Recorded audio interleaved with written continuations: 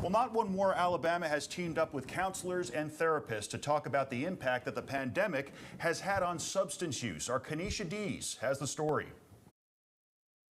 According to the CDC, approximately 1 in 10 people reported that they either started or increased substance use because of COVID-19. The primary figures are actually mental health right now, with depression and anxiety through the roof, but substance use is trailing right behind those two. Marriage and Family Therapist Associate Jack Sixtus says the biggest use is alcohol. Alcohol use is through the roof. Consumption, the amount that is bought, as well as just use and overdose rates on alcohol right now. Licensed professional counselor Maggie Banger says for people suffering with grief, here's what it may feel like. There's going to be a heaviness within the core of our body, in the chest.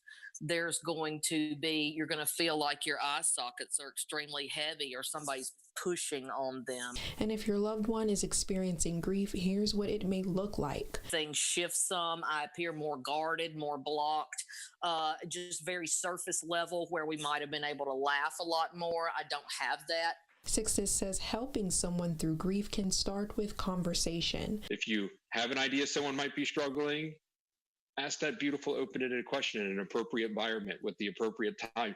He also adds that people who are willing to open up should do so when they're comfortable. First off, give yourself your 100% honesty. Get comfortable with that story, and then go and identify people and say, I'm going to tell them 80%. They don't need to know everything, right? But figure out, what am I comfortable with? Not One More Alabama is scheduled to have another workshop this Saturday from 9 until noon. For more details, visit rocketcitynow.com. Putting the Valley first, Kanisha Dees, WZDX News.